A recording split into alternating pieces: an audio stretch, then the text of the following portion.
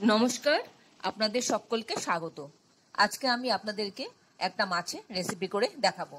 সেই মাছটা হলো বড় পুঁটি মাছের একটা রেসিপি। দারুণ স্বাদের এই রেসিপিটা। এই রেসিপিটা রান্না করা যত সহজ, খেতে অসাধারণ লাগে। একবার অবশ্যই এই রেসিপিটা করে খাবেন। আমি আজকে আপনাদেরকে দেখাচ্ছি পুঁটি কালঞ্জি। আসুন তাহলে দেখে নিই রেসিপিটা। পুঁটি কালঞ্জি করার জন্য এখানে আমি কিছু পুঁটি মাছ নিয়ে নিয়েছি। এই মাছগুলো আমি ভালো করে ধুয়ে পরিষ্কার করে নিয়ে এসেছি।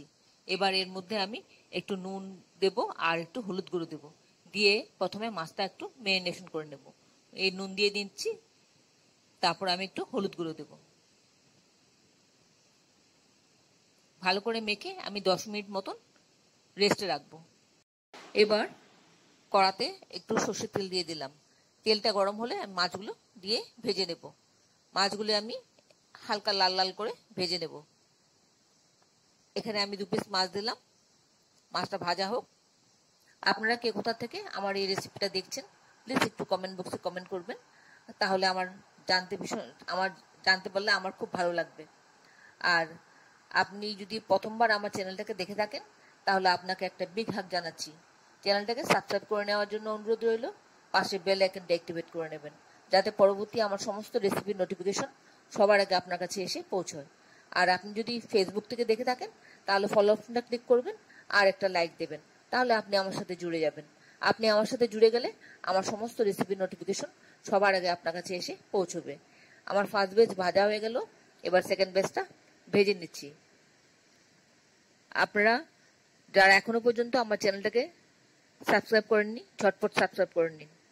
আপনাদেরকে আমাদের মাঝে দেখতে পেলে আমাদের খুব ভালো লাগবে। এবার এর মধ্যে একটু সর্ষের তেল দিলাম। তেলটা একটু গরম হলে কালো জিরা 1 চা চামচ দিয়ে দিলাম। আর ফোড়নটা হয়ে গেলে পরে কালো জিরা আমি দিয়ে দিলাম এর মধ্যে টমেটো কুচি আর একটা কাঁচা লঙ্কা কুচি, আর দিলাম একটু জিরে গুঁড়ো 1 চা চামচ, হলুদ গুঁড়ো 1/2 টিস্পুন, আদা বাটা 1 টিস্পুন দিয়ে সামান্য একটু জল দিয়ে দিলাম মশলাটা ভাজার জন্য, যাতে মশলাটা পুড়ে না যায়। তার জন্য একটু জল দিয়ে দিলাম। জল দিয়ে মশলাটা ভেজে নেব। এবার এর মধ্যে দিয়ে দিলাম একটু কাশ্মীরি মির্চ 1/2 টিস্পুন মতন, একটু কালারটা আসার জন্য। আপনারা যদি চান শুকনো লঙ্কা গুঁড়োও দিতে পারেন। আমরা একটু শুকনো লঙ্কাটা অ্যাভয়েড করি, সেই জন্য দিলাম না। এবার 2 কোয়া রসুন আমি এর মধ্যে গ্রেট করে দেব, বা বাটা আপনি বেটেও দিতে পারেন। খুব সামান্য একটু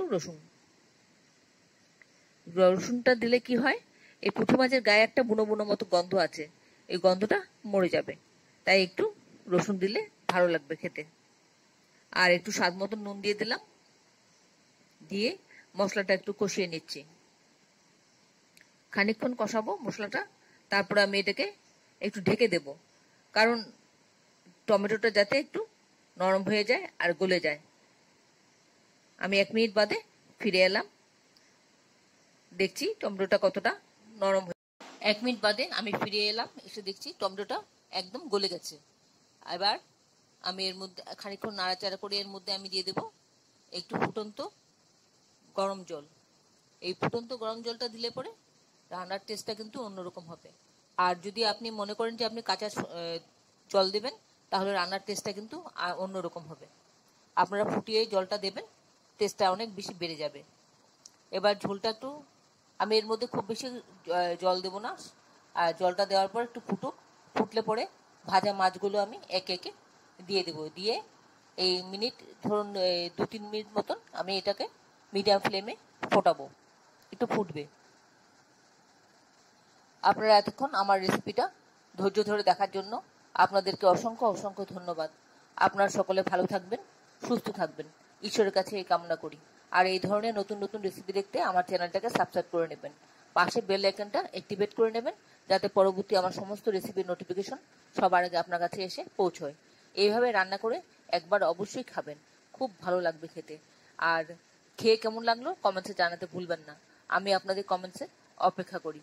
এই রান্নাটার ব্যাপারে আপনার যদি কোনো মতামত থাকে সেটা আপনি কমেন্টসে জানিয়ে দেবেন।